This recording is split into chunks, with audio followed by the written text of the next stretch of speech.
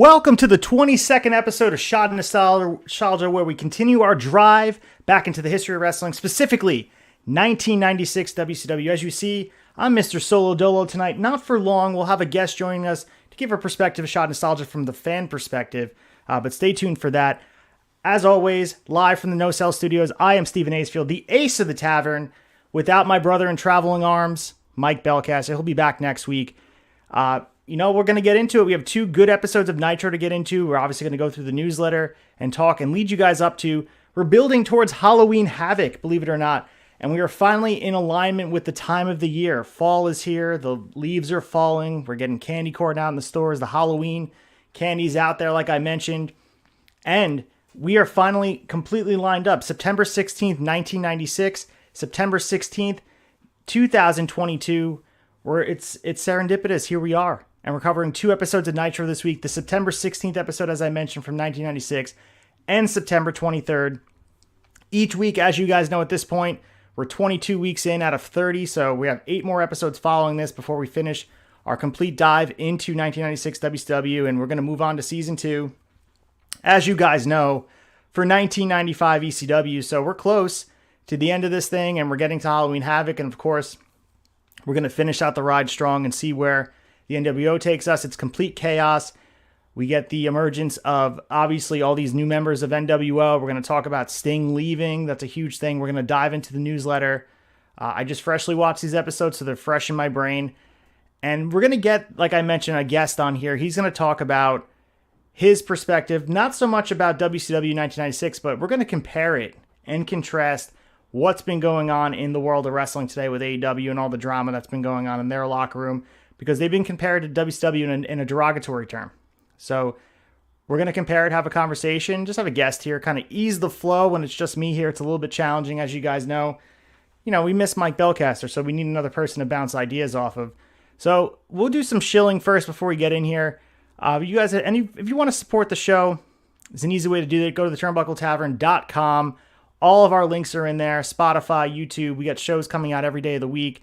The flagship just dropped 2 days ago on Wednesday, reviewing Dynamite, the AEW wrap-up show. We got long balls for the football fans. We got broken VCR for those film fans. Anything you want, the Tavern has it. Make sure you guys go to theturnbuckletavern.com. Most importantly, subscribe, like. Everything involved in that goes a long way. Also, buy a shirt. Shot Nostalgia has their own store. That purple shirt pops. I'm a little biased to it. It's one of my favorite shirts that I own. I'm usually rocking. You guys saw me in Chicago wearing that at FanFest. Huge fan of that shirt. So make sure you guys get it at ProWrestlingTees.com. Support the Tavern any way you can. But without further ado, let's get into happy hour. Let's wet our whistles. Let's talk everything that Uncle Dave Meltzer has planned for us. And go through the newsletter and talk about WCW in September 1996.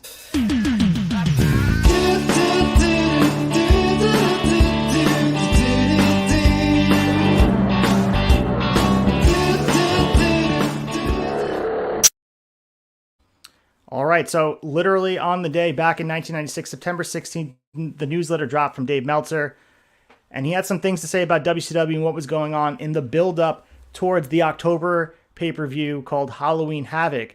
So let's start here with a little bit of the ratings comparison. Obviously, we're in the middle of the Monday Night Wars, and we see WCW taking the lead, and there's a lot going on in the wrestling world, but WCW would pull ahead for a long time, specifically 83 weeks, which you can see that Eric Bischoff holds fondly in his heart. It's called 83 Weeks, the podcast, but they were able to dominate WWF for a long time. And as much as a consistent force in the wrestling world was WWF at the time, they could have disappeared. This was not a guarantee that WWF would have won the war. At this point, WCW looked like they were pulling ahead for good with all the stars, all the future stars. And we talk about the booking in AEW. If they would have maybe pulled the trigger on some of these younger stars, they'd probably still be around today. But that's a story for another time. But let's hop into the September 16th, 1996 newsletter. As it was, despite numerous predictions to the contrary, the angle failed to deliver the rating as WCW's Nitro, despite its own problem, a massive turnoff at 9:15 p.m. after the fake Sting angle, still handily won the September 9th ratings battle with a 3.7 rating and a 5.8 share to Raw's 2.4 and 3.4. The Nitro replay did a 1.4 rating and a 4.9 share. So the big angle is the fake Sting. We've seen that throughout the course of the last couple episodes. They did it for the Fall Brawl. We had both things come face to face. And Mike and I, we definitely compared other fake character angles we've done in the past. You can reference the SummerSlam 1994 angle with Taker. You can mention the fake Kane. WWF at this time, after Diesel and Razor left, Kevin Nash and Scott Hall, they did the fake Razor and fake Diesel as well. So there has been precedent set that these don't usually work. But I felt like the angle actually delivered in a lot of ways, because the way it was utilized was they weren't trying to convince you it was Sting. Yes, at first they wanted you to believe it was Sting. They wanted to believe he had turned on WCW and joined the New World Order. But then they realized that they purposely had him not work like Sting during the Fall Brawl match. They wanted to make sure you understood it was fake Sting, and the announcers made it clear from the beginning that they no longer believed it was Sting. It was for the initial shock, and I think that might have been why the ratings dipped after the fact. People, they were relying on the turns and the debuts, and again, comparing this to AEW, we see a lot of that where people are talking about, can you sustain the ratings? Yes, you'll get a bump in the ratings, but how can you sustain the casual fan or the wrestling fans that's switching channels? How can you get them to stay? And here it was ever present, because the Monday Night Wars, you had two shows on at one time. And I know that seems weird for us to even think about today, because Raw is on Mondays and Wednesdays is an open night. And we had the Wednesday Night Wars with NXT going against AEW. But can you imagine a night where you'd have AEW Dynamite versus Monday Night Raw? And yes, Raw, because of its exposure and its legacy and the consistency of the viewership, they probably would destroy them, obviously, but over time, you build up that audience and put them in a primetime spot. I'm not sure who it benefits, but the fans would get a great product and be able to channel flip, and it'd be interesting to watch. So moving on here, talking about the wrestling war at large, Shawn Michaels and The Undertaker are big pieces of the WWF picture, characters that are basically appealing to kids and teenagers. And in this case, Michaels, a wrestler who has a strong negative appeal to adults on top, and studying the weekly demos. When Michaels is in a match, the number of kids and teens will be at its all-time high for either group, but the number of adults watching is generally at a lower point for any major name in the business. This is coming from Dave Meltzer, and I thought it was interesting comparing the top guys at the time. 1996, we talk about all the top guys, we're familiar with them. It's 1996 WCW. Hulk Hogan, Randy Savage, Ric Flair. Those are the guys at the top of the card. But you also have to take in context what's going on in WWF at the time. And it would be interesting to do a show, and it would be a lot of work and completely different. It would look completely different than what we're doing now. But doing one episode of Nitro, one episode of Raw, and comparing what happened and go line by line with that, it'd probably be 60 weeks instead of 30 weeks, but worth doing, because I think, to put in context, and for me, if I ever have time, I turn on the Nitro and the Raw and check out what's happening on both channels. At least look at the results so I know exactly, I was watching WWF at the time. This puts it in comparison about what actually was going on. And I think that's important, because they are competing. They are having a ratings war. They're trying to better one another, and they wanted to make sure the show at the time was the topic of conversation, making sure people at work on Tuesday morning were talking about their show and not the other. Continuing what Meltzer said, WWF draws better at the arenas because adults are more set in their ways and don't go to entertainment events like movies, wrestling, sports, etc., with the regularity of kids with their parents or teenagers with their peer groups. But the television viewing, particularly on Monday night, is adult-oriented, and the WWF is losing out with characters with less adult appeal, and also because WCW has the familiar names that the adults grew up with. So we talk about Nitro and Raw and the time slot they're on. Kids are not able to stay up late watching. I mean, some did. Some were lucky enough to be 8, 9 years old during the Monday Night Wars and stayed up watching both shows and channel clicking and all that stuff. And the Tavern have their different loyalties, and the Chads have said they are WCW loyalists, and we talk about Bellcaster like both, and I was watching WWF, and Nick Storm and young Anthony weren't even born yet or whatever. This is how we can look at the history and can get context. I think that's the most important part about all this, and understand that both were moving in different directions, and I think they were pushing each other to be better, but they had completely different ideas about what would draw. And ultimately, WCW was right with how they were moving to reality-based programming, and eventually WWF took it to the next level with the Attitude Era, Stone Cold Steve Austin, DX. But the New World Order kicked that off, and they would have never probably pushed themselves to get there if it wasn't for the fact that Eric Bischoff, Hulk Hogan, Kevin Nash, Scott Hall all took that chance. So, speaking of swerve traps and trying to pop a rating without any sustainability to it, WCW fell into the same trying too hard to swerve trap on Monday, running a fake Sting heel turn where a prelim wrestler, the Cobra, was dressed up as Sting and attacked Lex Luger just after 9 p.m. At that point, the WCW rating had hit at 4.2 and seemed poised for its first opposed 4.0 total rating after breaking the 4.0 barrier the previous 2 weeks without wrestling opposition. This was also going against the Cowboys-Bears Monday night game, which drew a whopping, think about this, a 19.5 rating. NFL does really well now, but I'm not sure if they draw a 19.5. That's insanity. I know digital media and digital streaming changed the way we measure metrics like that, but 19.5, seeing that is shocking for any rating for TV. So however one wishes to analyze what happened next or ignore the tail, the rating tells is up to them, but the 4.2 fell to a 3.2 over a 15-minute period, which Meltzer conjectures, well, the fake Sting thing was shocking at first. People wanted to see what happened, but once they realized it was, as we mentioned, that prelim wrestler, the Cobra, not Sting, people turned it off. So he goes for the ratings more, and you guys can find the ratings, and I think it's a little bit more interesting to read from this time period than now. I think people get stuck on the ratings and the viewership, and people are waiting for Alvarez and Meltzer to drop how many people watch Dynamite, how many people watch Rampage, how many people watch SmackDown, and they get stuck on that. I think during this time period, it held more weight because there wasn't as many options. The only way you consumed it was in this way. Whether you're taping on VHS or you're watching live on cable, that was the only way to consume it. Now wrestling is consumed in many different ways. People watch highlights on Twitter. People check out just GIFs on Twitter. People watch on YouTube. There's a lot of different ways to consume wrestling, and I think it's antiquated to measure it in this way. But I think an accurate depiction about what was going on is happening in these ratings. And the amount of people watching wrestling in the 90s is insane. We all get excited. I know that Dynamite, the rating just came in for Wednesday, and they did 1.2 million, which is a big number for them. But that's chump change for Monday Night Nitro and Monday Night Raw. It's just sheer facts. There was more people watching wrestling at that time, and I don't know if we'll ever reach that level because, like I said, the options and how people consume their media is completely different. But I really hope we can get to that boom period and pop a rating that would make anybody happy, whether you're a WWE.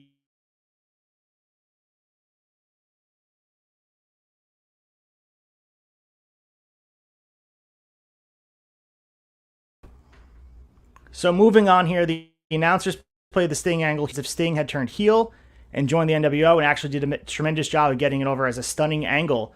The angle was made more believable because they used a tape of Sting's voice, which is Steve Borden. Obviously, we know his real name. He himself wasn't in Columbus that night, but he was talking with DiBiase about whether he could trust him and as Luger came out. So they really wanted to make you believe that this person was Sting at first, and then as they played it up at Fall Brawl, they made sure that we actually didn't know it was him. So I like the angle, and most people, it doesn't age as well. People actually talk about how bad it was and how it was one of the low points of this year. I thought it was great because it set the tone for where Sting's going to go after this, and I think that's an important part to remember, is we wouldn't be able to get the Crow Sting and be able to get that character if he didn't leave and stop being the Surfer Sting. He needed time to refocus and change who he was, and in only a few short weeks, he would rebrand into this character that, let's be honest, most people know him as at this point. So the announcers played the Sting angle, as we talked about. So Luger was in the middle of the match against Rick Steiner when Nick Patrick called Luger to the parking lot involving Sting was going on outside the ring.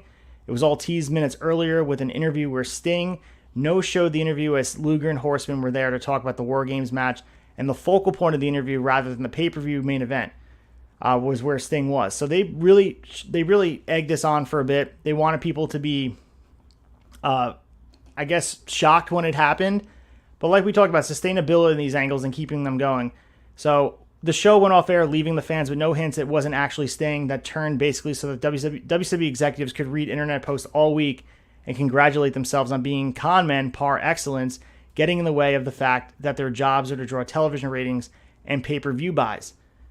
So they had a full week to read this, and the internet was not as big as we used to have it. We have the ability to look back at the ratings and understand the importance of it, but people had a full week to discuss this, and it wasn't social media based. It was message boards, it was the Observer, it was people calling into hotlines. That was the way that we all looked at this. So moving on to the September 23rd newsletter, in following up on last week, we are in an environment right now, this is by Meltzer, And this goes for WWF as well as WCW, where everyone is working, and read that as lying, to everyone else, even employees and doing angles, some of which have nothing to do with drawing money or ratings, and some which do. Some of which have nothing to do with drawing money. Well, they are being done theoretically to build ratings, but ratings come from hooking casual fans, not doing insider angles that are geared towards fooling the hardcores that are already watching religiously. I pulled this quote because it is so appropriate for what's going on today. This quote, as I'm going to bring my good friend Nick the Comic Nerd in here, who's joining me for the first... What is going on, man? How are you? Not much. What's going on, dude? What's going on? Your camera is off, my friend. No, I know. I'm just getting my stuff set up. Sorry. I'll pull you out for 1 sec. I'll finish reading the newsletter. I'll put you back in 1 sec. So, running angles geared primarily for immediate reaction on the hotline and internet, and despite thoughts to the contrary, people who subscribe to newsletters spend time on the internet when it comes to wrestling. Call hotlines just by spending so much of their day in those pastimes react very differently than people who occasionally watch 1 hour of television a week. It's hooking those occasionals that is what makes a difference in the ratings. Hooking hardcores can work as far as pay-per-views and house shows attendance, since that's basically something limited to a small audience to begin with that is willing to spend money on wrestling. Dave Meltzer nails it here. All the years later, we are having the exact same conversation on debate shows, on the tavern, on different podcasts, in your personal lives talking about wrestling. We talk about the MJF stuff, the Cody Rhodes stuff, the CM Punk stuff, and what's real and what's not, what's good for wrestling and what's not. Working the fans just confuses people. It muddies the water. And yes, it makes people interested in what's going on in, I guess, the inner circle of wrestling, people that understand what's going on. But for someone who hasn't tuned in, the stuff going on with MJF is not going to draw a rating from their end. And that's what Meltzer's saying here. It's the same stuff. History's repeating itself. So just trying to swerve people and confuse people to what's going on. You read it right here. That's the quote. People are working each other, which have nothing to do with drawing money and ratings, and some which do. They are being done theoretically to build ratings, but ratings come from hooking casual fans, not doing insider angles that are geared towards fooling the hardcores that are watching religiously already. I mean, that's so appropriate to what's going on today. It's actually shocking that seeing it in black and white print here. And you guys can check it out. It's a September 23rd, 1996 newsletter. This is something that you can look at as exactly what is going on today. So looking at basic math, there are approximately 3.5 to 4 million homes watching wrestling right now every Monday night. The biggest pay-per-view show of the year, WrestleMania, drew less than 10% of that audience, and most pay-per-views nowadays are doing closer to 4% of the total Monday Night TV wrestling audience. So let's think about that for a second. If there's 3.5 to 4 million homes watching wrestling, that means you're only drawing 10% of that. How could we get those casual fans that are tuning in just to check it out and get them to watch religiously and pay their hard-earned money to whether A, attend a show, B, be able to buy a pay-per-view, maybe buy some merch, and be invested in the product? How can you turn those casual fans into diehards? And that's something that's been an age-old conversation. There's no real answer to that. There are people that the business just grips them. They're going to be there for life. You're watching this. I'm doing this. I'm a diehard. I'm always going to be talking about this. But for the people that have been the lapsed fans, the fans that maybe just check in every once in a while, that flip on from Monday Night Football to Raw, or Wednesday they're watching baseball, or they're watching hockey, or they're watching basketball, how can you get them to stay there following a basketball game on TNT? So from a number standpoint, an angle aimed at serious fans will only, for the best angles, increase pay-per-view orders by, let's say, 50,000 orders, and that's 50,000 people out of the entire country. But 50,000 people out of the entire country is just under a 0.1 difference in TV ratings points on cable. So throwing a lot of numbers at you here, Meltzer's just saying essentially the same thing we've been saying for a long period of time. It's not about getting the diehards to trick them. You're tricking yourselves if you're doing that. How do you find a way to hook everybody and make the stories interesting? If the Punk stuff works out to be, they pull it into a work. I think at this point we can assume it's an absolute shoot, and we'll bring Nick in here to talk about it because I know that's something he does want to talk about. How can we get those people to tune in? The drama, of course, went viral on social media. People were checking out the post. But when they're not addressing it on TV, is it going to get people to tune in next week when CM Punk's not mentioned or the Young Bucks aren't mentioned? Is this angle enough? We talked about the NWO taking out the whole roster with the baseball bats. is there a way we can look at this and say, this is sustainable, this is an angle that helps people become diehard fans? I'm not sure if the answer, and Meltzer would say, it's not the answer to getting fans and transition them into being diehards. So nevertheless, in his mind, the mindset in both WWF and WCW right now is on getting off on an instant reaction and the satisfaction that comes from fooling people. He says, I'm not sure that the other 95% of the TV audience has the interest or the patience to follow storylines that are too confusing or have too much depth. So with that being said, I'm going to bring Nick the Comic Nerd in here, and we're going to continue going through the newsletter, and we're going to go through the Monday Nitro results, and he'll hang for a little bit. He'll listen to me talk about Nitro and go off on it, but I want to introduce you guys to Nick the Comic Nerd, rocking the Shot of Nostalgia purple shirt. What is up, my dude? What's up, man? Long sleeves and everything. Oh, that is... Get yours at ProWrestlingTees.com. Download my the app. man, thank you so much. I appreciate the support. And if you guys don't know Nick the Comic Nerd, you guys can follow him on Instagram. He does a lot of different videos in the comic book community. He's great in that area. So I'm going to show his display name here. So I don't know if I can with this this set over here. But Nick, we right now are talking about the newsletter. I know you were in the waiting room listening to us talk about this. I'm reading a newsletter from 1996. It sounds eerily familiar to what's going on today. You're having people, wrestlers, working people with social media, and everyone wants to talk like this is new, the stuff with Punk, the MJF stuff. Where do you stand on, I guess, as someone, you're a self-admitted casual fan that's turned sort of into a diehard, where do you land on all this stuff that's going on in the back? Do you feel like it grips you to watch more, or do you feel a little bit confused and left out of the loop? So, for me, as more of like, I am more of a casual fan. I've become the diehard fan. I'm kind of falling off here and there, but if it wasn't for like this stuff, like watching you guys, I would have known nothing about the Punk thing. Like if Tony came on TV last Wednesday and broke down what he did, I would have been like, what in the world is happening? Why were the 3-man tag belts taken away? Why was the World Heavyweight Championship taken away? I don't get it. So as a casual fan like that, it didn't make sense. But watching all your videos, watching what you guys did at Turnbuckle, I was like, oh my God, like this is legit stuff. And then I watched the actual, the scrum behind the scenes, and I was like, oh wow. And it's like a whole different view of it, from a regular TV audience person, so it's hard, but I 100% think it's a shoot, like you were saying. I think Punk went off, and it's crazy to think, like you were saying, that this is something that's happened in the past. And now, you're talking 1996, where 14, 16 years ago, like that's wild that this stuff kind of still happens. But not everybody gets along in the locker room, I guess. And, it could be a part of certain people leaving throughout the years. It's not even, we were talking the other day that maybe Punk is the reason Cody pushed himself out, and you never know. But, it's so much different now, like knowing what's going on, because you're talking about trying to find ways to grab fans and make them diehards and to pay for pay-per-views, right? And now for me, it's like, I have a ticket to Grand Slam next Wednesday. You're going to tell me that Kenny and the Bucks might not be wrestling at Grand Slam? I don't know that I want to go to that anymore.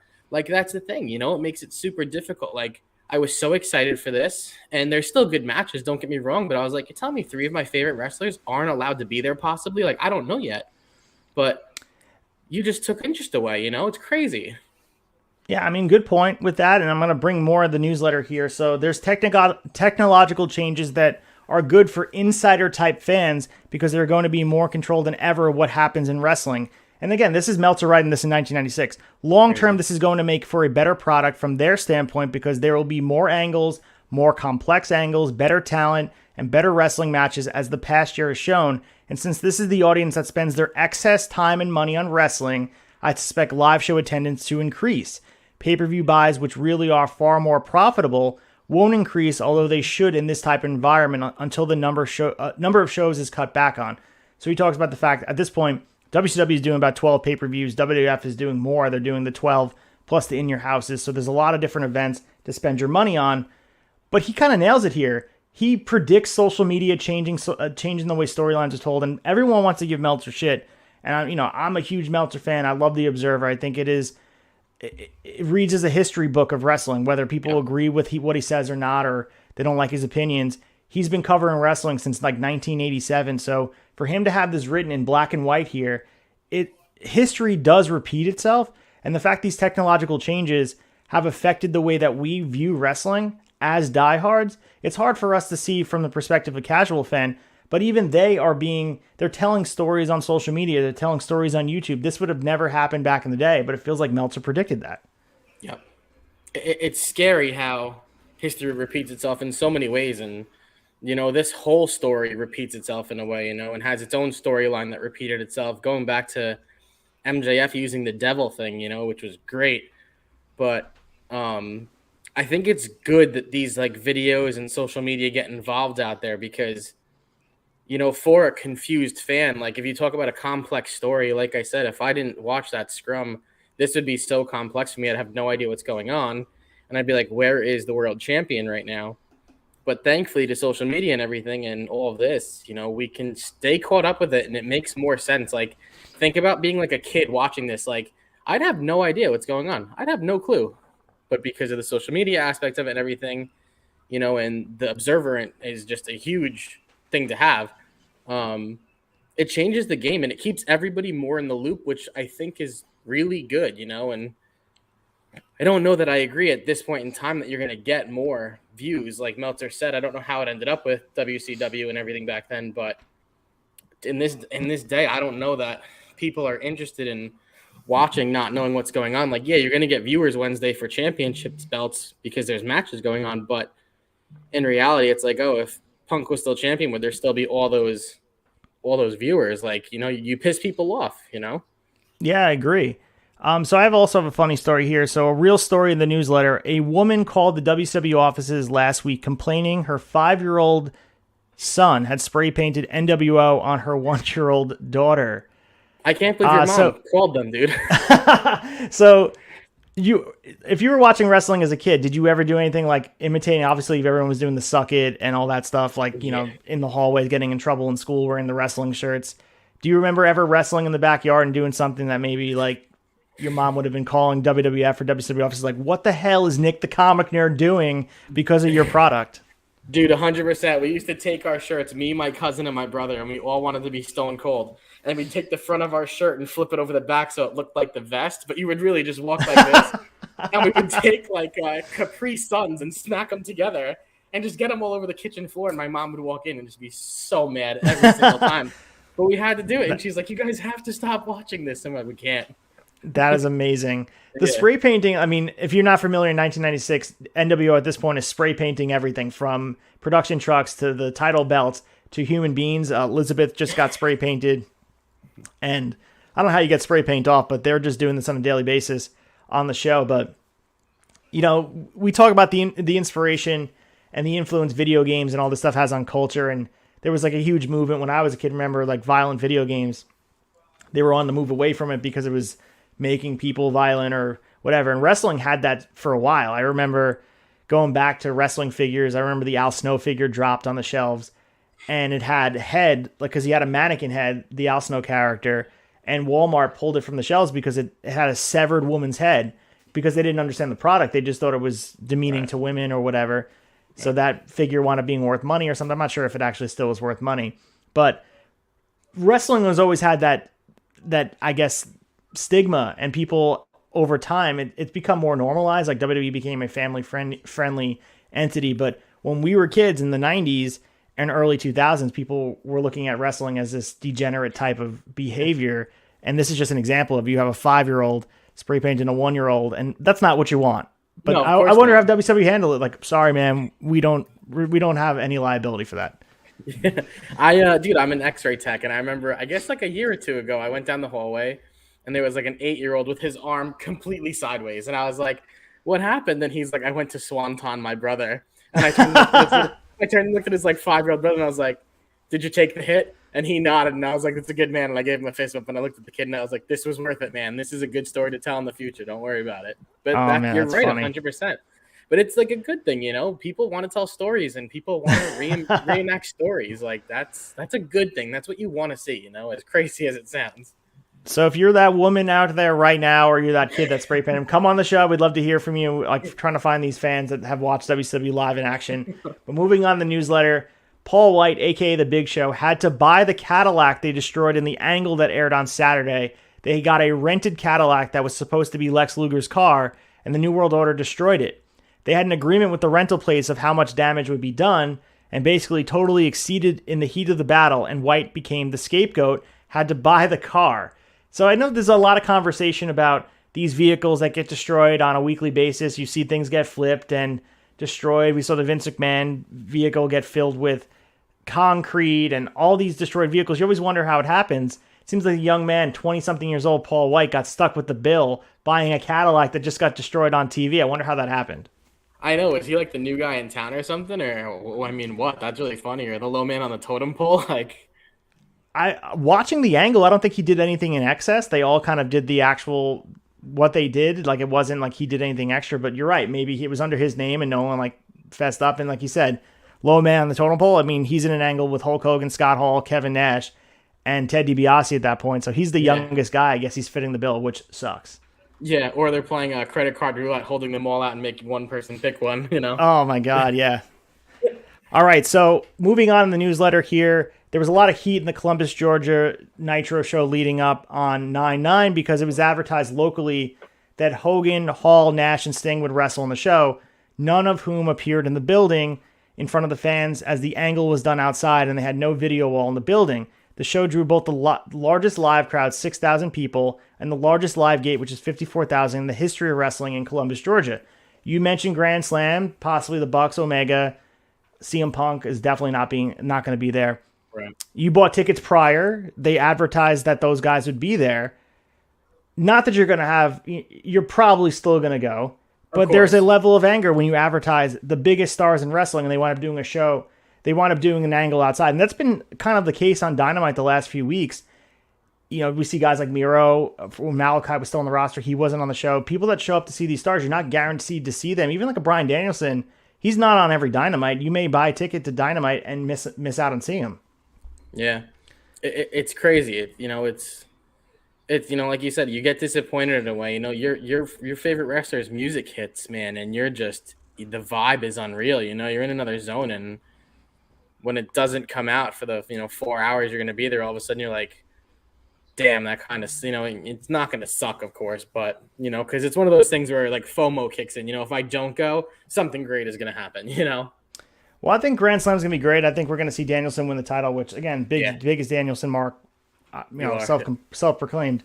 But moving on to the world title for WCW, this is an interesting way to look at this. So Meltzer calls it Swiss cheese booking. He said the WCW World Championship will be declared vacant after Halloween Havoc, once again with the belt going to the winner of another 60-man 3-ring battle royal at World War III. The working plan, which is subject to change at this point, is to declare the world title vacant every November and make the battle royal an annual event to declare a new champion every year. And Meltzer says we can only hope for good matches on the undercard. The general feeling is that the reason they want to vacate the title is to get the belt off Hogan without having him to lose. This has me thinking about wrestling at large. We've had a few Royal Rumbles. I think 2 have been for the world title, 92, and then the one that Triple H beat Roman for, which AJ debuted. I forget the year that was, 2016, I believe that was. Do you like that idea? Like as a casual fan, would you like the title to be vacated? So say WWE, I know you watch a lot of WWE. Say Roman, you don't want Roman to lose. Say by the Rumble, you strip him of the title. No matter what, you get a new champion. Or does that bum you out? I don't love it. I don't love it for the reason you said. I get you don't want Hogan to lose at the time, and I get right now you don't want Roman to lose.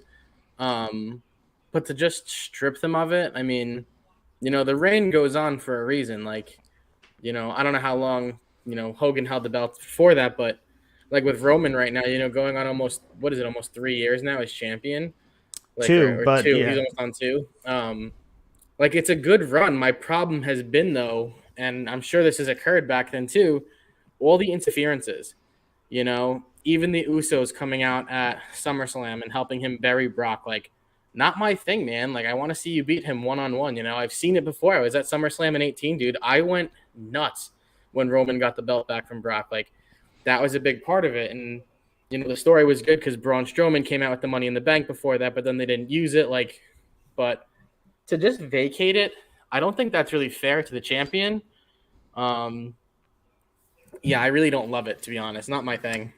Yeah, they eventually don't do it. This is not what they go through with, but this was the booking plan as of right now. Oh, wow. So Hogan winds up losing the title far away from here, and I'm not going to spoil for everybody, but you guys can check out the title history. Hogan does wind up losing the title, and they gave the guy a decent rub, which is pretty cool, in a really big moment. So really awesome moment. They would have robbed themselves of if he would have took the title off of Hogan. So Steven Regal, a.k.a. William Regal, the leader of the Blackpool Combat Club, is a big part of WCW. He's in England defending his television championship this past week, and he's going to Japan this coming week. That was all supposed to be talked about on WCW television, but somehow Meltzer says, I don't know if anyone even knows that Regal has the title since it's never been mentioned on Nitro or even on a Saturday show except the show where the title change happened itself. Again, very similar to AEW. We talk about the All-Atlantic Championship, the TNT Championship. We have Steve Regal going to different places and defending the TV title in different countries, which is very similar to, I guess, the game plan for the All-Atlantic Championship with Pac, being booked in a very similar way. Just mention that here. What are your thoughts on the All-Atlantic Championship and how it's being presented? As a casual fan, it means nothing to you, or do you feel like it has importance? It was so important when Pac won it because he was a wrestler who I was like, this guy, everybody like knows him, but he was a guy who like was well-deserved and who was wrestling really well when he won it. Now it's kind of becoming irrelevant, if that makes sense. Like, I feel like it's not being used properly, kind of like how, kind of the same thing with like the ROH Pure Championship. Like, I like it a lot, but at the same time, like, and I do like Daniel Garcia, don't get me wrong, who's the current champion, but it's kind of even the TNT Championship with Wardlow, and I'm a Wardlow guy. Like, it just doesn't mean anything right now. Like, Yuta holding it was good, the Pure Championship, but all those other belts, like with Pac, it's like when they announce like, oh, Pac is going to defend, it's like, oh, he is, because right now he's been doing the three-way matches. So it's almost like his belt is untouchable while he's in those three-way matches, and the three-man tags. I mean, it's not what you want to see. Like, put him solo, give him a match. Like, listen, we used to talk about it when you and me did the AEW breakdown. We didn't love Lance Archer, but he always went out there and put on a good match. And for me, I'm like, bring out Archer for Wardlow. Make that title, like, make it a real defense, because right now these things aren't being defended very well. And you want to see all those belts. We were WWE unifying the belts. It's like, do we love it or do we hate it? I still don't even know, and it's been happening for a long time. But at this point, it's like, should we unify some of these AEW belts? Because are there too many of them now? I don't know. Yeah, I mean, so bringing it back to 1996, the TV title was won on a Saturday night. We saw it, like in our list. I have the current champions listed every time we do the run on Get Your Fix. But we haven't seen Regal with the title. We saw an epic feud with him and Fit Finlay earlier in the year. I was looking forward to seeing some Regal defensive for the TV title. Ironically, the TV championship is not on TV, similar to how the TNT title's not on TV as well. So moving on with the newsletter, we have two things, and it's about NWO getting its exclusive deal as a show. So the current plan, which could change, is for the New World Order to get the Saturday night show either 1 hour per week or 2 hours every other week. The NWO TV show is a cute idea, this is according to Meltzer, but I don't know if they can work it. Who will they wrestle? If it's the same WCW jobbers, then it's obvious if it's the same promotion. They want to have competitive matches. It's not like they're going to wrestle each other, so they'll have to use the Bagwells of the world to put them over. Ted DiBiase will be the color announcer, no decision regarding the play-by-play man. They never quite pulled the trigger on the New World Order show, but I'm thinking about this in its own regard. We talk about Ring of Honor having its own show. Think about it from this perspective. If, say, Blackpool Combat Club or any of the factions, the Elite, had their own show, how would that go over for you? Like, would you be excited to say the Elite had their own show? Who would they wrestle? It doesn't seem like it would draw. They were trying their best to make two separate entities, to make everyone understand this, that WCW existed. They wanted New World Order to be at an equal playing ground where they probably went overboard. They had way too many people join. Essentially at its core, it was 3 guys that try to take over WCW, but it wound up being like 30 guys at its like height. What are your thoughts on that? Because they also, too, I guess before I let you answer that, we have the NWO tag title idea was temporarily dropped. They wanted to have their own championships. We heard it mentioned on TV. They may have their own championships. So originally they were going to have Hall and Nash beat Sting and Luger in Las Vegas for the newly created NWO tag titles, which is going to air on October 27th. However, they changed directions with Sting, as we're going to talk about Sting during Nitro. And now Hall and Nash will face Harlem Heat for the WCW tag titles that they'll almost surely win. And Luger faces Arn Anderson. So they want to create their own titles. their own show for the New World Order. That they're a faction at its heart, but they want to create them as a promotion. Your thoughts on that? So it was supposed to be like an actually wrestling event show. Yeah, so they would replace Saturday Night WCW with the New World Order show. So it would be them wrestling under the New World Order logo, everything like that. It sounds super OP to me because as a fan of Being the Elite, the YouTube show, I love that it's about like their travels and what they did wrestling and like who else was involved in it and bringing in Kenny and Adam Cole. To have your own show named after your own faction, I would dig it if it was more like a Ms. and Mrs. kind of thing, like a reality show, I think, rather than their own wrestling show. Like, how do you say that the NWO overpowers the WCW show? Like, that's kind of wild in my eyes. Well, people make the argument that that's pretty much why WCW, and it's not why they went out, because there's other reasons, booking and creative and all that stuff, but the New World Order itself, I mean, Hall and Nash say it all the time, that two guys with aluminum bats came in and take over your whole roster.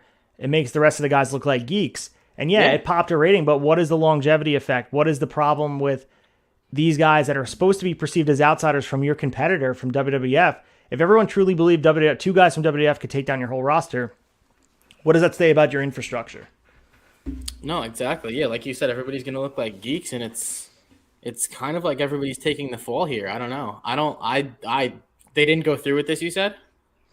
Yeah, they did not. They did eventually do NWO branded pay-per-views. They never went with the actual television deal, but yeah, I mean, the video games, all that stuff, it became a brand of its own. And I think if they would have stuck with the faction of the Outsiders, everybody came out of a limo and joined, and like it was one of those things that people, it became a joke. Everyone got an NWO shirt when they came into the arena, but when it was at its best, it was the three guys, maybe four. Like at this point, we have 6 people in the NWO, but it eventually gets to the point where they have a full roster of just guys being handed shirts, and it's ridiculous. Yeah, it sounds very OP, to be honest.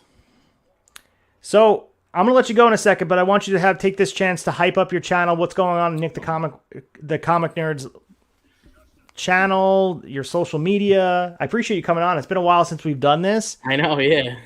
So anything going on that you want to tell the people here that are watching that they maybe have the crossover effect, that wrestling fans may want to watch some of the comic book stuff? Yeah, sure. You can find me on YouTube and on Instagram at Nick the Comic Nerd.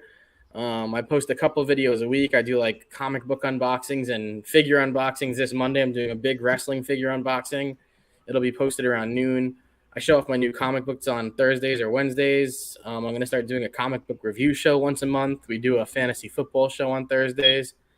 That's really it, though. Just popping around, hanging out on channels. This was awesome to get to come back in and do this with you. We haven't done this in a long time. I missed this. But Hell yeah, man. I appreciate you coming on and like supporting the show. I saw you rocking the Shot Nostalgia shirt, and I really appreciate that. So if you guys want to meet Nick the Comic Nerd, he'll probably be at the Victory Pro Wrestling show. Maybe he'll be hanging out near the table with me. So I say hi to him as well. My ticket before I called you. Hell yeah. All right, cool. Yeah. So we're going to, you'll see on the stream, we're going to be hyping up. We're going to be giving out stickers, hopefully some shirts. Turnbuckle Tower is going to have a presence there. I'll do some shilling at the end with some graphics. But Nick, it's been great having you on here. I mean, thank you for supporting the show, and thank you. You're the best, man. I'll see you down the line. Maybe I'll be on your channel and we can do something like that. You got to do it. Absolutely. You're always welcome, brother. All right, brother. I'll see you. Thank you so much for coming on. You got it. All right, so it's time to get our fix now. We got the Nick during happy hour. Everyone's wetting their whistles. That was great to have him on here. You guys can follow him on Instagram. He's a friend of the show.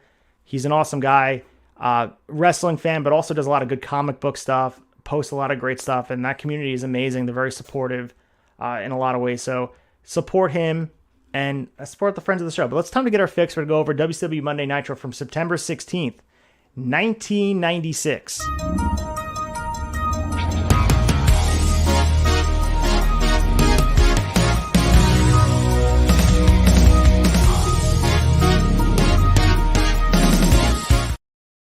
All right, so WCW Monday Nitro from September 16th, 1996, from Asheville, North Carolina, the Civic Center, home of Dax Harwood. I believe he's from Asheville, North Carolina, or is that Cash Wither?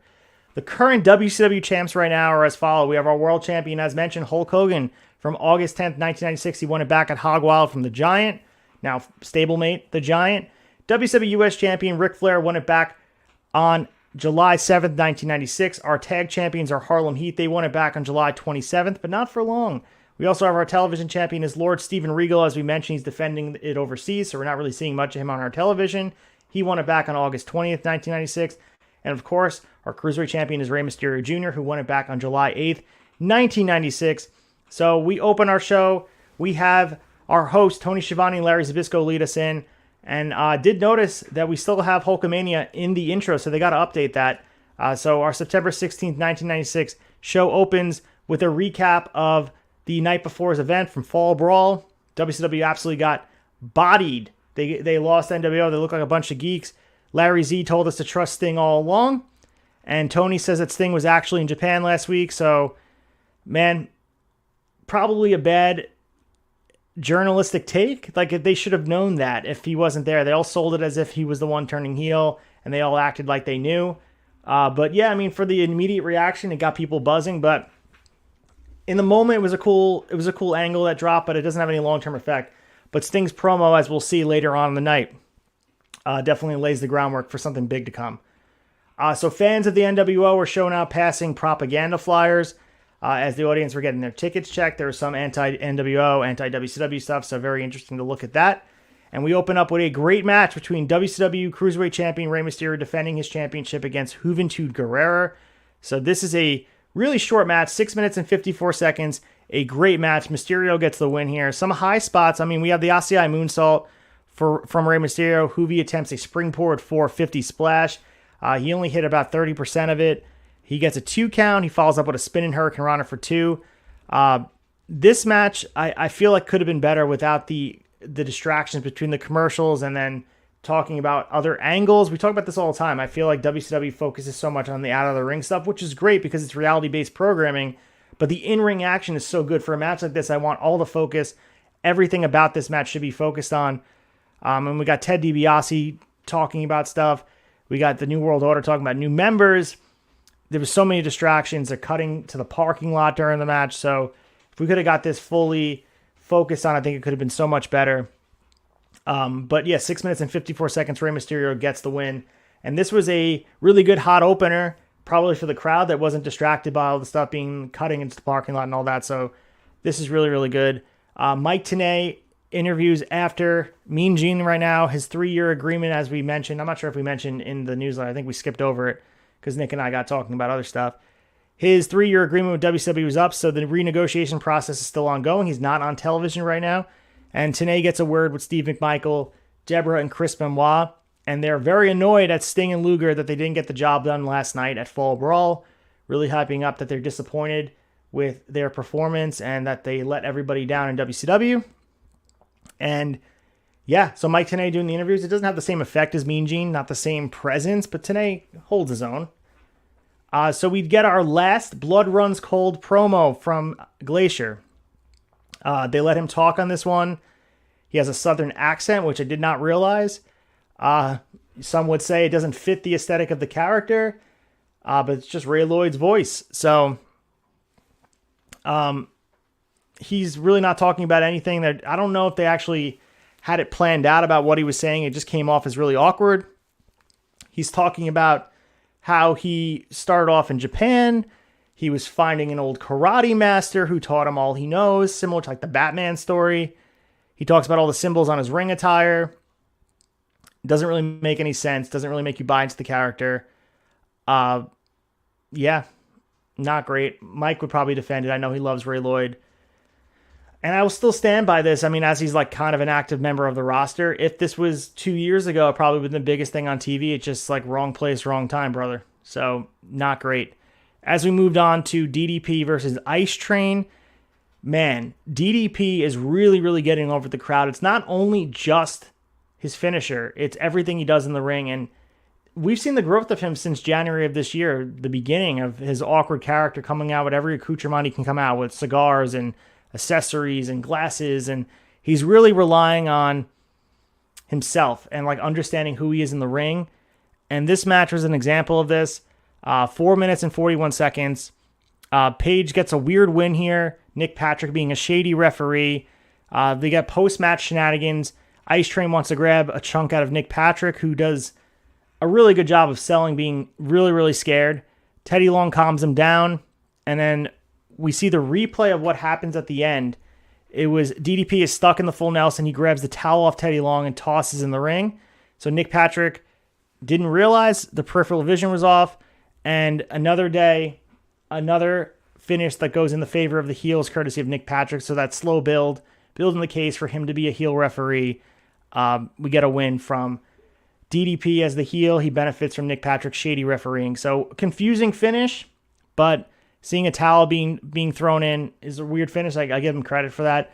But people are here to see the diamond cutter, and we did not get it for the finish, so leaves a little bit to be desired. So we go to the WCW merch table.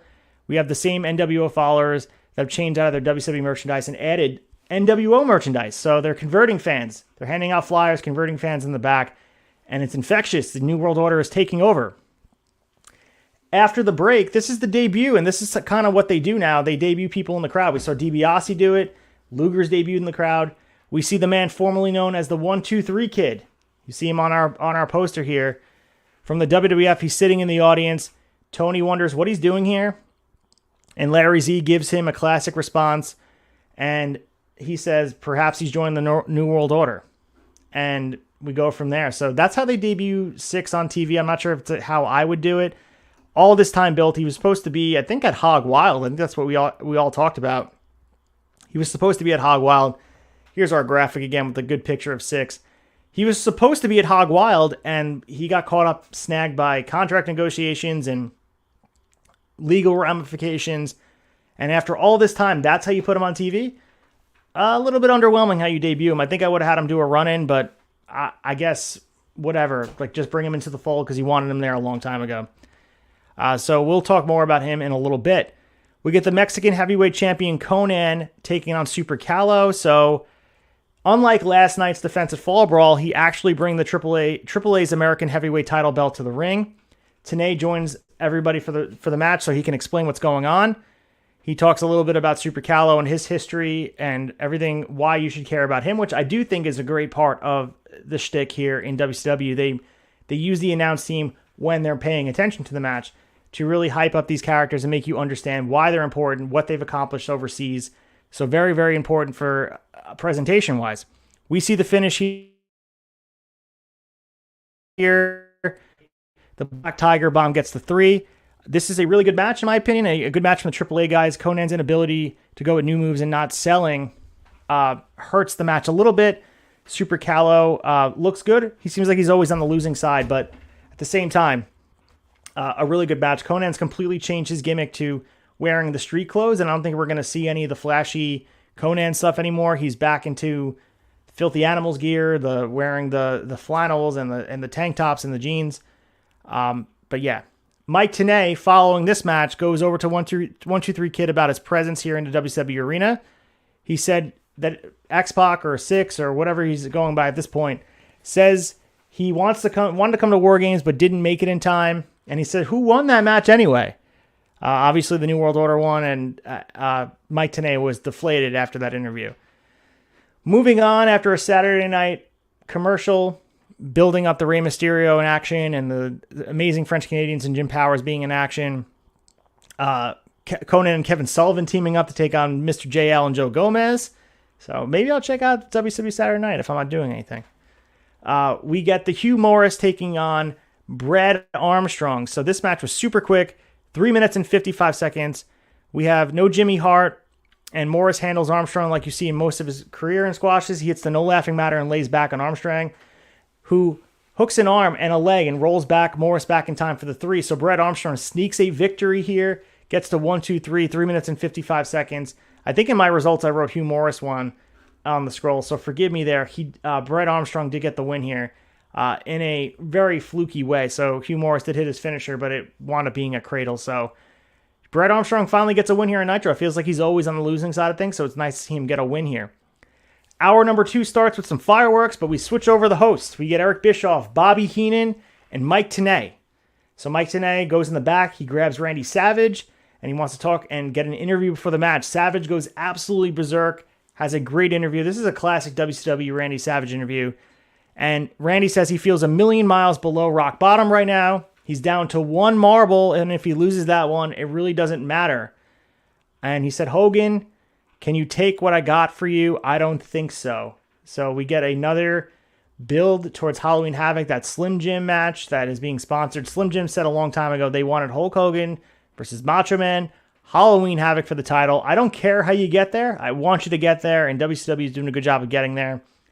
Maybe Macho should have been built stronger going into the match, but they're getting there. We have a full build, another month or so of build. So Macho Man and Hogan, we know the history. You really don't need to build it up. Their history speaks for itself.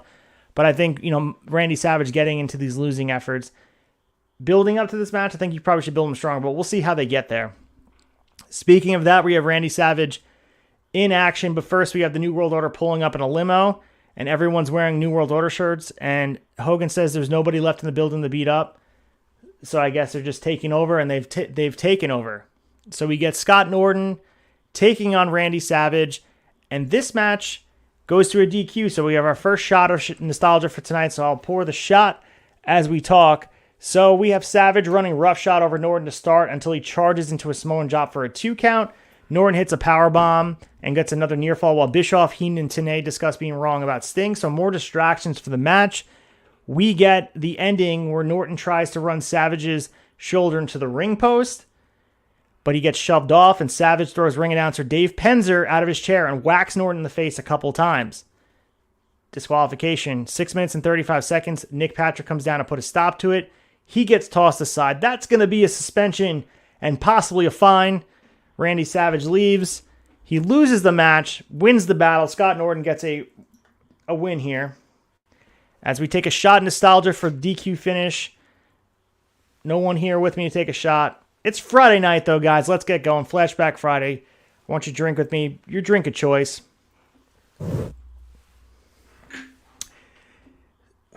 So, Randy Savage DQ finish, and we move into our dude, Glacier, taking on Big Bubba.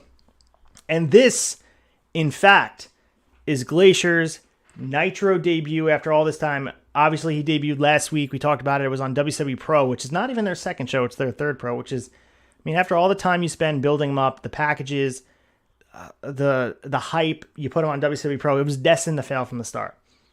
So months and months of advertising. He gets a huge strobe light entrance. The fake snow falls from the ceiling, and Glacier does his karate moves on nothing but air. So go back and watch the entrance. It's worth it. He wrestles with the arena lights turned off and a blue light shown around the ring. So very akin to if you guys follow, WWE with The Fiend, with the red light and all that stuff. Glacier was doing it before it was cool.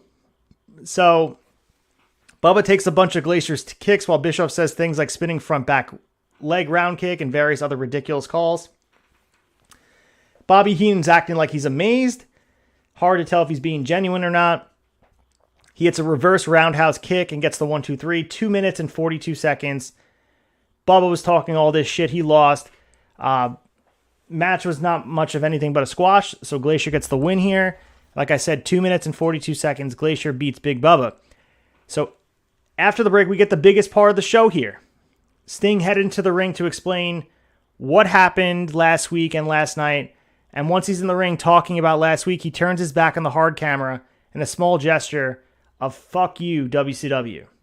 When Sting flew into Atlanta last week and turned on Nitro, he saw everybody doubting Stinger. This is from Sting's mouth. This is a great promo. One of Sting's best promos I've ever seen. All Sting did during the week was avoid friends to see what would happen next. When he showed up to Fall Brawl and nobody trusted him after all he had done for WCW, specifically Lex Luger, everybody who doubted him can stick it. From now on, he considers himself not part of WCW, not part of the New World Order. He considers himself a free agent. That doesn't mean you won't see the Stinger. You'll just see him when you least expect it. Man, and these are the last words we hear from Sting for a very long time. He goes into silence. We're going to get his return. I think Chad's going to join us on that episode. It's going to be the Halloween special. Because I think he returns the Nitro prior to Halloween Havoc with a whole new gimmick. The Crow moniker, which sticks with him even today. We see him on Dynamite wearing the Crow face paint, the Crow gear. This is iconic. This is the reason he turned.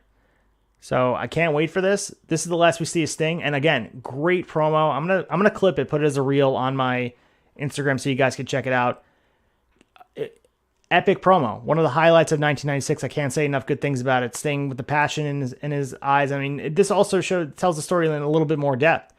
Everyone wants to talk about WCW and NWO taking each other on. There's nuance in here. There's a feeling that Sting feels underappreciated. He is Mr. WCW, and everyone doubted him so quickly that he would have turned like that.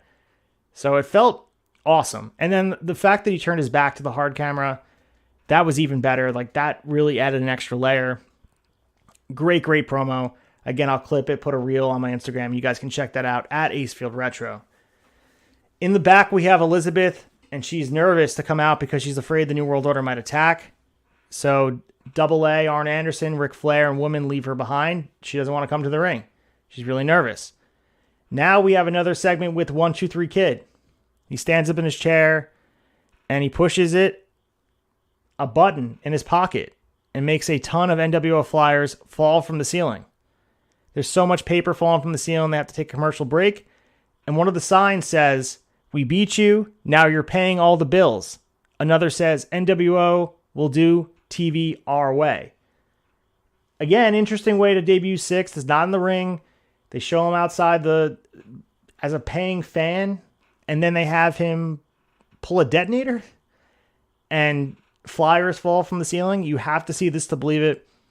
Nothing's more 90s than this.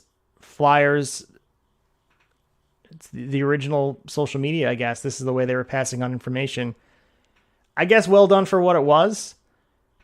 Distracting? I don't know. Go back and check it out. It wasn't, not the way I'd book SYXX. I think, the way I like debuts, someone in action. I think that's the best way to get people involved from the jump. But hey, I give them credit for at least being unique. We have the next match here. Ric Flair and Arn Anderson taking on Marcus Bagwell and Chris Jericho. So this match goes 11 minutes and 6 seconds. This was a good way for the Horsemen to get back on track. They get the win here. It was important for them to be perceived as strong, following looking like, I wouldn't say they look like geeks coming out of the War Games match, but they definitely were dominated. They definitely need to get more heat, momentum to build up after losing the War Games match. The finish is a figure 4 from Flair, and a little assistance from Woman gets the 1-2-3. A decent match. Some shenanigans involved as well. But all 4 guys went out there and worked hard. Chris Jericho, who's kind of building some momentum as a young kid here in 1996, he's become a staple on Monday Nitro. So it's nice to see him here. And obviously Ric Flair and Arn Anderson have a lot to prove following that loss at War Games. And we get our main event here. Lex Luger taking on Chris Benoit and Steve Mcmichael in a handicap match. So originally it was supposed to be Sting showing up in a tag match. Sting never said he would show up for the match. He did say he would show up when you least expect it. So I guess a scheduled match wouldn't exactly be when you least expect him. So he doesn't show when Luger battles Benoit and Mongo in a handicap match. They are hyping up all night, saying maybe Sting shows, maybe he doesn't. Throughout the match, Bischoff keeps mentioning that a load of WCW stars will be in Japan next week, but one of the stars not going on the trip will be Randy Savage. Heenan keeps asking him why. He would say that when the NWO is watching, so they're really hyping up that NWO is really going to take over WCW when the top stars aren't there. So Luger gets a sudden burst of energy after being dominated. He starts unloading on the Horseman. Mongo takes a big right hand to the floor, leaving Luger to hoist Benoit up the torture rack. But before Benoit taps, Flair and Arn storm the ring. 6 minutes straight, we get a DQ finish as we pour another shot of nostalgia. Lex Luger let the 4 Horsemen down at Fall Brawl. He receives an old-fashioned Horseman ass-kicking. So that's how we end the night action-wise, but it's not the way we go off the air because it's got to be chaos going off the air. Let me take a shot of nostalgia before we talk about the last segment that ends our show. So let's take a shot.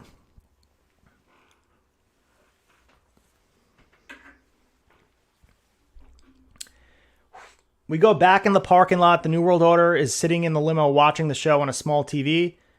Hulk Hogan says to his crew, he knows exactly what Bischoff was telling them. Everybody who matters will be gone next week except for Savage. It's pretty much a guarantee that the Now will show up next week in a big way. Who knows? Since Hogan's the champ, maybe he can get the New World Order backstage passes. Back inside the ring, we fade to black, and Luger has been completely laid out. And right now, that's it. They go off in chaos. We're not sure what happens next week, but a good cliffhanger because you want to watch next week and see what NWO does to disrupt the flow of WCW and what they're doing. So we have one match for Halloween Havoc built, and we've been knowing this match since probably the spring. Again, because Slim Jim wanted this match. It's going to be Hollywood Hogan versus Randy Savage. I'm looking forward to the match. I'm looking forward to Halloween Havoc. It's going to be right and akin to building up spooky season as well. So it's going to be really awesome to sit here. And I think Chad's going to be on that episode as well. So it's going to be awesome. Maybe we'll get some Slim Jims for it. And we're really close to that. I think we're a few weeks away from that episode. So as we move towards the next episode of Nitro, I'm going to pull up the banner here, change it over. We have WCW Monday Nitro for September 23rd, 1996 from Birmingham, Alabama.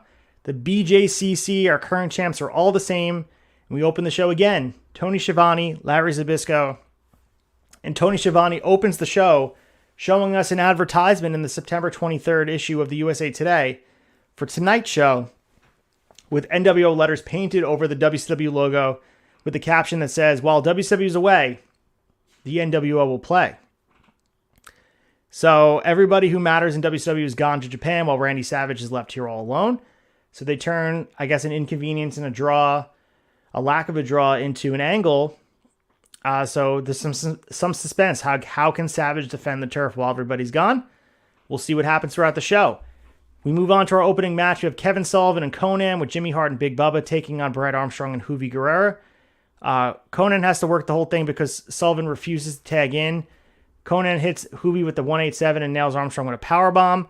Sullivan wants to tag as he comes over and double stops Armstrong for the 3. Match only goes 2 minutes and 37 seconds. Bubba and Sullivan beat down Conan for his Dungeon of Doom initiation.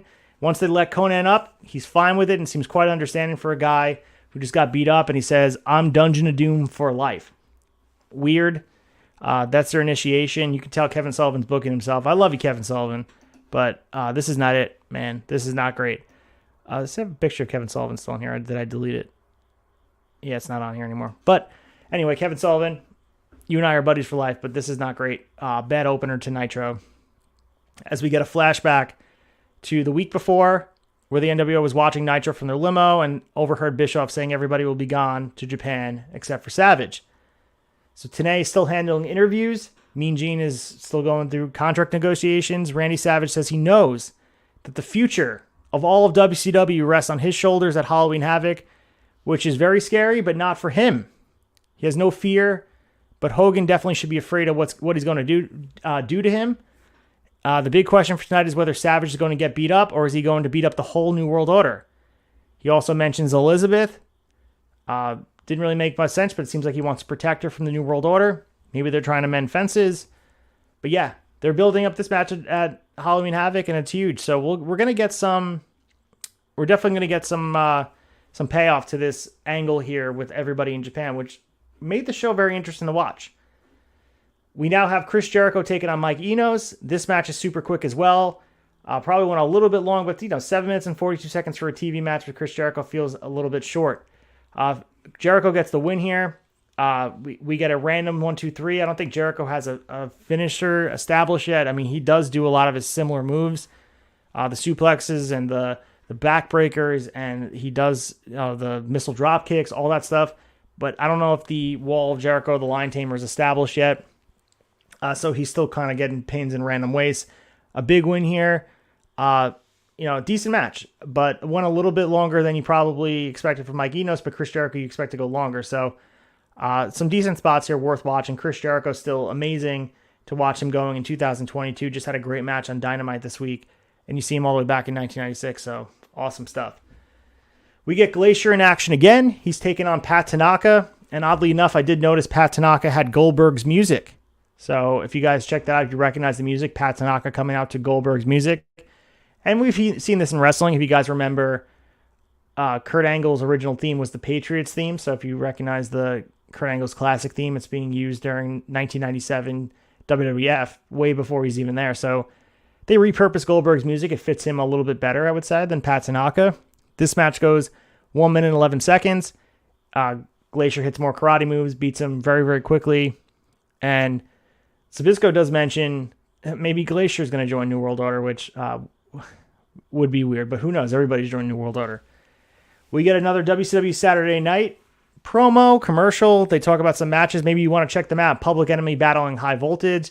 Randy Savage is going to be there. He's going to be wrestling Big Bubba. And, decent. We're not covering it, but you guys want to do a little extra credit, check it out.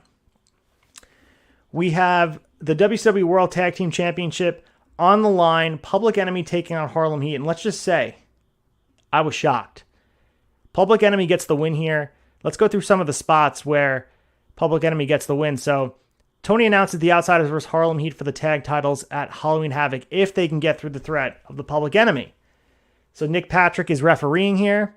So, obviously, disqualifications in play. Shady stuff's in play because Nick Patrick's been involved in a lot of shady stuff for the heels. Tony Schiavone also announces some of the big stars coming our way in hour 2.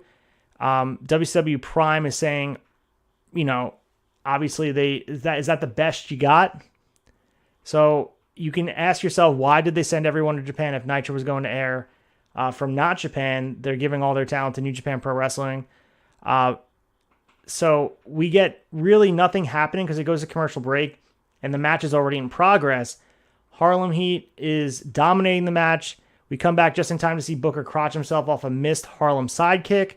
Grunge dances in front of Stevie Ray and Booker clotheslines his head off. Stevie Ray enters with a competent leg drop and Booker pulls him out to choke.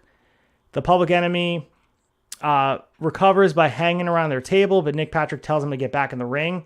Grunge gets locked in a headlock, which goes nowhere, and then Booker enters with a vicious Harlem sidekick, but stalls too long and only gets a 2 count. In the back, though, so this is during the match. In the back, the NWO arrives in their limos, so we get Hogan, DiBiase, the fake Sting, traveling together. The rest are in the other car. Kevin Nash announces that they are definitely in the house. Grunge finally gets a hot tag and brings the fist of fire, as per Tony Schiavone.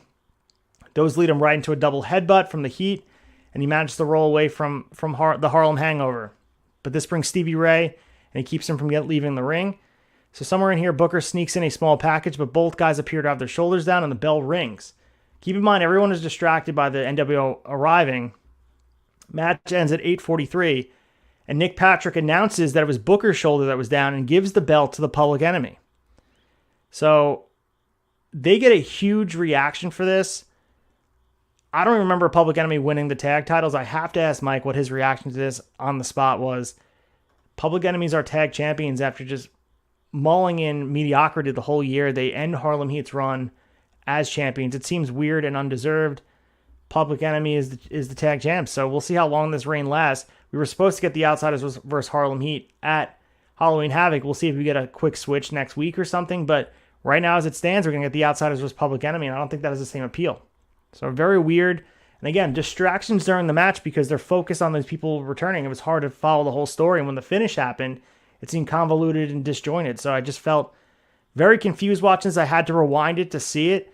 And again, Nick Patrick involved in controversy and the Public Enemy benefiting from it. Just weird. I mean, I give the audience in Alabama some credit. They did pop for it, but does not age as well. I think Harlem Heat should have retained the titles, but I guess we will see where this goes. So moving on to hour 2, we get Greg Valentine taking on Randy Savage. And guess what? Randy Savage gets DQ'd again. He lost to Scott Norton last week. He loses to Greg Valentine again. As I got to take another shot of nostalgia. Randy Savage, his craziness is getting me drunk here on a Friday night. So Valentine beats Savage in and out of the ring. And most importantly, out of the ring, Savage grabs a chair and beats Valentine back in the ring with it. He climbs to the top of the chair and blasts Greg Valentine from off the top. He got DQ'd at 2 minutes and 58 seconds. And now the New World Order comes in the ring, and they beat the crap out of Randy Savage. So before we get into what else happens and who else joins Savage in the ring, let's take the shot of nostalgia. It might be the last of the night, so let's enjoy it.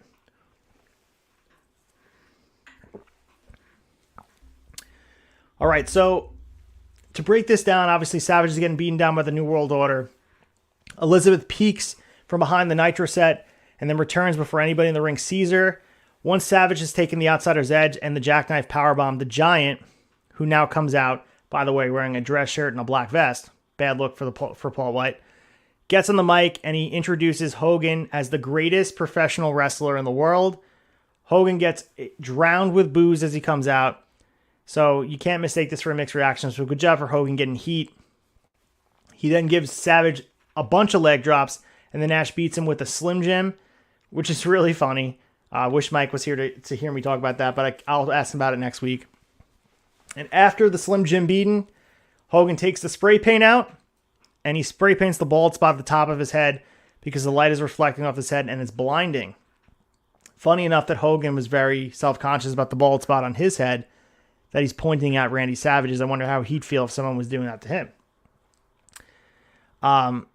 And it's funny enough, he's wearing sunglasses indoors, and Hogan himself is about, 85% bald himself, so he's calling the kettle black here. But again, he's working heel, so it's okay. So Heenan and Tenay are leaving because they believe that everything's going to go crazy. Bischoff remains a prisoner at his own desk. So now we get SYXX, DiBiase, the Giant, Hogan are all following as they introduce the newest member, and now head of security, Vincent. Yes, that Vincent. It's Virgil from WWF. He stands over Bischoff for the duration of the show and makes sure he doesn't go anywhere.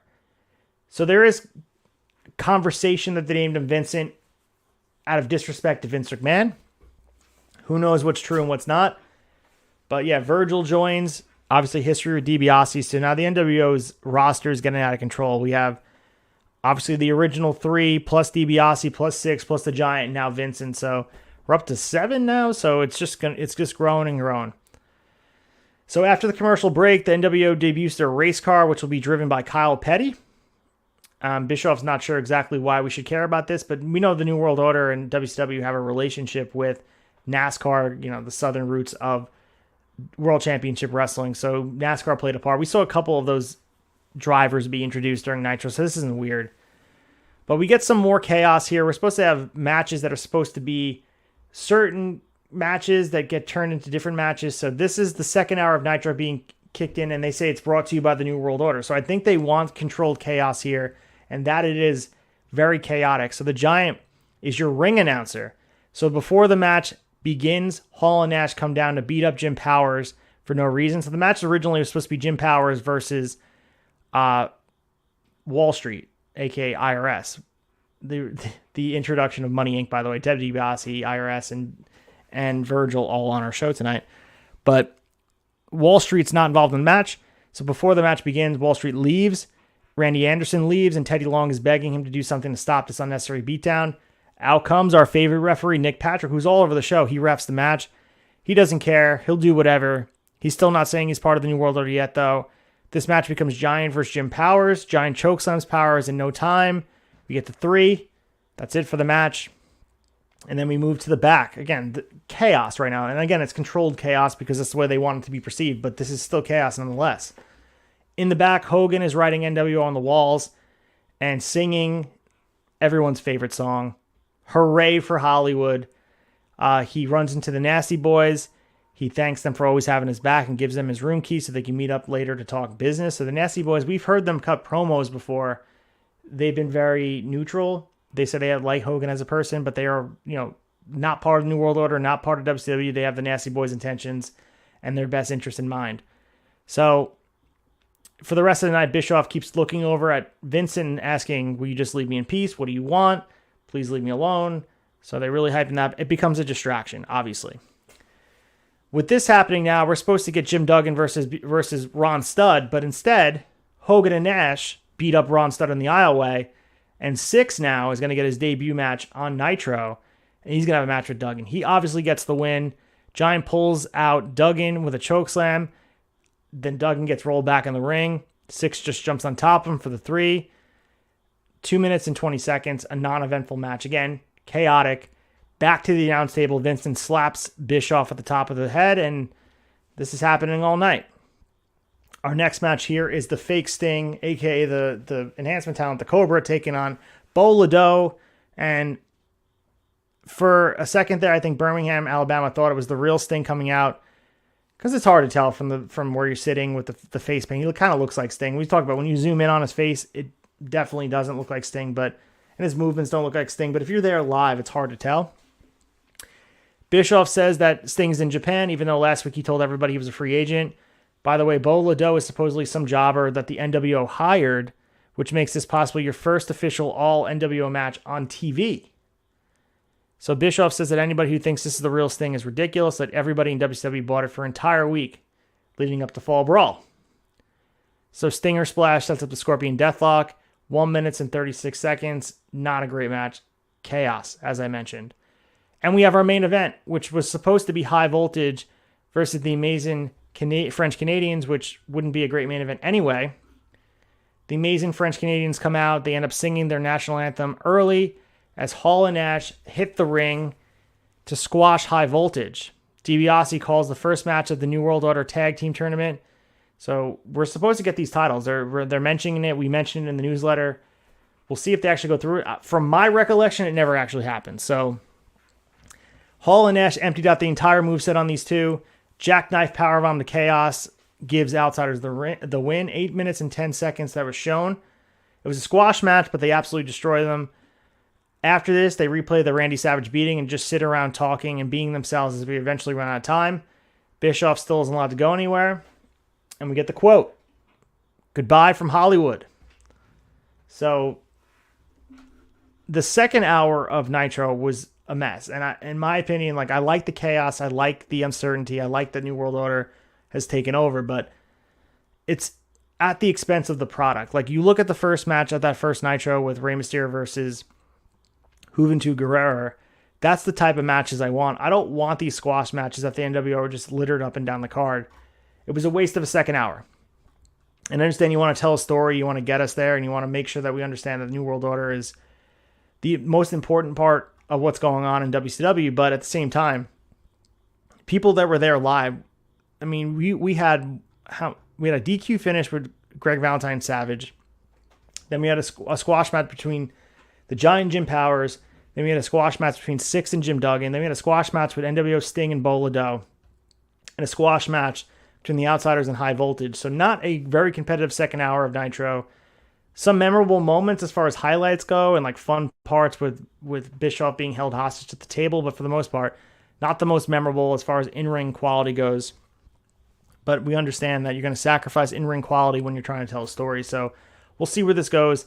My favorite part we'll talk about for the Chaser, but our Halloween Havoc matches as of October 27th are already set. We get 4 matches set up. So our main event, as we talked about, being built up for a while now.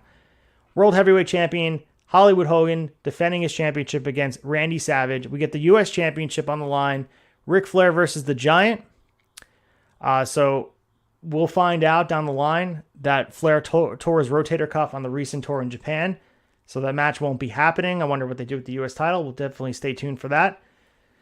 And we have the WCW World Tag Team Championship on the line. Public Enemy versus the Outsiders. And, of course, Lex Luger versus Arn Anderson. They're mad about the Fall Brawl ending and the lack of, I guess, being able to defend themselves from the New World Order. Absolute chaos. We're going to move into the Chaser, talk about the favorite part of the 2 nights of Nitro. And then we're going to get out of here.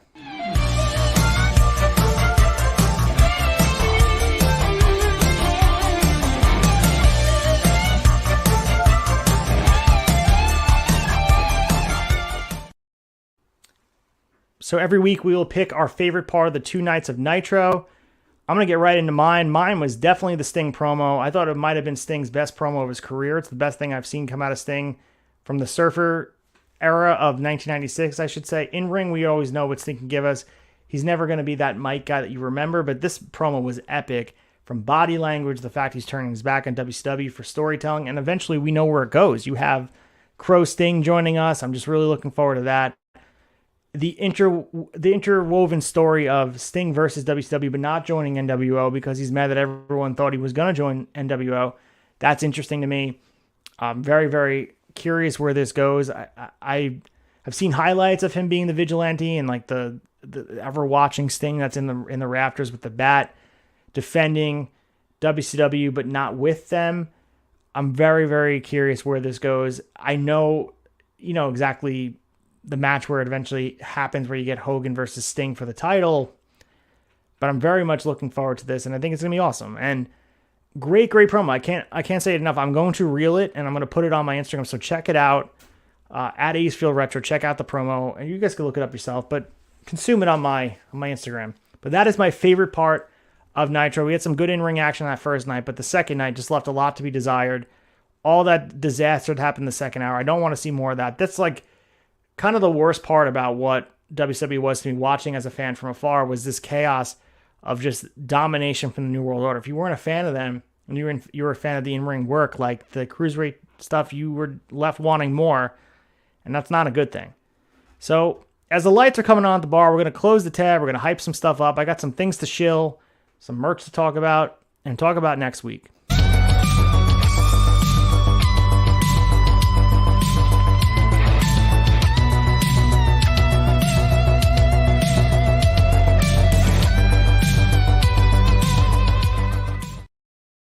All right, as we close the tab here, we're going to do our final wrap-up and talk about what's coming up on the Tavern. Obviously, you guys, it's Flashback Friday. Before our time is a little bit on a hiatus. I know we're hyping up, and you guys were looking forward to WrestleMania 9. They're in a little bit of hiatus. Hopefully, they come back soon so you guys can get your double fix of nostalgia. But for now, you have to stick with the one, which is WCW 1996. As I mentioned in a previous stream, and I'm going to hype it up here. Let's talk about this first. On Sunday, on both my channel, Acefield Retro, Bell to Bell interview sessions, and also on a This is the Tavern, I'm going to have Mr. Main Event himself, Salvatore Savelli from New York Wrestling Connection. He also is from Outlaw Wrestling. We're going to be doing an interview with him, about an hour-long conversation, building up his match. The Last Man Standing match that's going to be happening September 24th in Deer Park, New York, against Dickie Rods. It's going to be an awesome match, an up-and-coming superstar here in the wrestling world. So stay tuned for that. It's, again, going to be airing on Sunday night here in the Tavern following, I'm not sure exactly what time, maybe 8 p.m., 9 p.m., but stay tuned to social media for that. And also, you guys can catch the replay on my channel as well, or if you're an audio consumer, you guys can check that out on my channel as well. So definitely looking forward to my conversation with Sal Savelli. Like I said, an up-and-coming wrestler that I've seen him perform live. He's awesome. Really nice guy as well. We're going to talk about him working as a bad guy, his feud with Dickie Rods, his interactions with Man Bun Jesus, all that stuff here on Long Island. That if you've been to a local show here, New York Wrestling Connection is the place to be. But also the place to be is Victory Pro Wrestling, and we're going to be there. Like I mentioned on the AEW wrap-up show, 2022 Gold Rush Rumble. 20 competitors enter. We will have one winner earning a shot at Jack Tomlinson's VPW Championship Saturday night, October 15th, 2022, from Bayshore, New York. Get your tickets now. You guys can check that out. And most importantly, it's great action supporting independent wrestling. You guys can say hi to me. I'll be there at the Turnbuckle Tavern table selling shirts, also giving out stickers, saying hi to people, maybe filming some content. So come over and say hi. If you're local in the Northeast area, it's worth the drive. VPW does a great job of putting on live wrestling with great talent, up-and-coming talent, also talent that maybe you've seen in WWE. Last week they had Dirty Dango, a.k.a. Fandango. Jack Tomlinson, as I mentioned, is their champion. You got the Shook Crew, Bryce Donovan, the current Creative Pro champion, Bobby Orlando, Eric James. I mean, there's so much great talent overflowing from VPW. You do not want to miss this. 20 competitors, absolute chaos in a good way. One winner will emerge from this Gold Rush Rumble. You do not want to miss it. Buy tickets now. You guys can check it out in my link tree on Instagram. You guys can also go to Victory Pro Wrestling's website, as you see listed there, victoryprowrestling.com. You guys can buy tickets at the door, but why wait? Get the tickets now at just $25. It's so worth it. And again, come say hi to me, the Ace of the Tavern. I'll be giving out Turnbuckle Tavern stickers. Buy a shirt from us. We're going to have the Turnbuckle Tavern shirts. You guys can rock it proudly. Come see me, October 15th. Let's get it going. So that is something coming down the line. I will continue to remind you guys. You guys can check out my social media for further updates on the card. Obviously, that Victory Pro Wrestling is going to be updating it themselves. You guys can follow them. Shoot them a follow as well. They're definitely worth following. They post great content. Check them on YouTube if you're unfamiliar with their in-ring work. What are you missing? Like, come on, let's go. Let's get it going. Victory Pro Wrestling has some of the best independent wrestling on the planet, not just the Northeast. They do a great job. So next week we'll be joining you. Hopefully Mike will join me again. He's a little bit under the weather. We wish him to feel better. I hope he gets better. He'll be back for episode 23, and we're close, man. Episode 30 is our final episode here for Shot Nostalgia, WCW 1996. We're emerging all the way through. Thank you guys for sticking with this journey. It's been so much fun.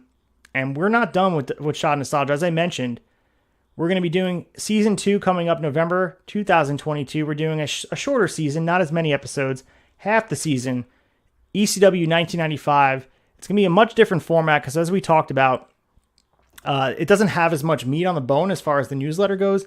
The content, we can definitely look into history and talk about the different guys that have been there. There are some ECW layers in the 1995 newsletter, but it's not as in-depth, so we're going to be relying on the in-ring action a little bit more. Some of the quality on Peacock leaves a lot to be desired. Some of it's like off of VHS tapes that were traded. They actually have a disclaimer in the beginning of any of the events you click on. This is being presented in the best possible format, but not guaranteed. So it's just, we'll see how it goes. I'm looking forward to it. ECW is one of those products I wanted to watch in full. We're just going to pick special events from 1995. We're not watching weekly TV because it's not presented in the same way that episodically like WCW was at the time. But stay tuned for that. We're not done with WCW 1996, but hop along the journey with us, guys. It's so much fun. And right now we're going into spooky season, building up to Halloween Havoc. And what's better than this? We have such a great run for you guys. It's going to be a great journey for the rest of this year, 1996. And we're not ending here. So you get your full of shot nostalgia, Flashback Friday. We can obviously tie it into current day wrestling, but we have you covered as far as nostalgia goes.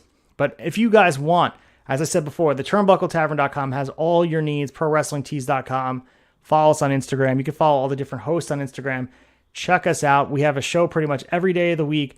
If you're an audio person only, we have audio shows dropping. I'm all over the place. I'm on the debate coming up this week. We also have the fucking GCW show that just dropped. The GCW having crazy amount of events this weekend. They're in Liverpool, England, so check that out as well. AEW wrap-up show, the flagship dropped. We're going to have Sheena from the Chick Foley show on the debate coming up on Sunday. What else can I say, man? We're doing everything here on the tavern. The least you guys can do, shoot us a follow, give us a like, leave a 5-star review. If you do leave a 5-star review, I'll send you one of those glorious stickers. But see me in person. Come to Bayshore, New York, October 15th, and see me in person. Say what up, and I'll give you a sticker for free. But you also can buy a shirt. You saw the shirt that Nick was rocking. Shot Nostalgia, that purple beauty. You can get it in long sleeves, short sleeves, whatever you want. Maybe a tank top. You're feeling jacked. You can put the Shot Nostalgia shirt on. It's getting a little chilly, but you do you, baby. Shot Nostalgia, purple shirt, or the Tavern Daddies.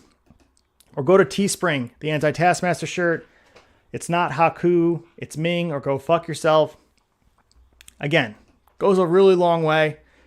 I really appreciate the support, guys. This was a lot of fun. I'd like to thank Nick the Comicer for jumping on. Make sure you guys follow him and check out his content. He's a great guy. But I appreciate you being here because I know it's not the same without my boy Mike Belcaster. He's the bread and butter here, providing the entertainment. I provide the meat on the bone a little bit with the content. We miss him greatly. He'll be back next week, but I appreciate you guys watching. We'll be back for September. What's the date next week? September 27 days from now. September 23rd. We'll be back for episode 23. They're in my ear right now. They're yelling. The NWO's got Eric Bischoff hostage right now. We got to go. We're out of time.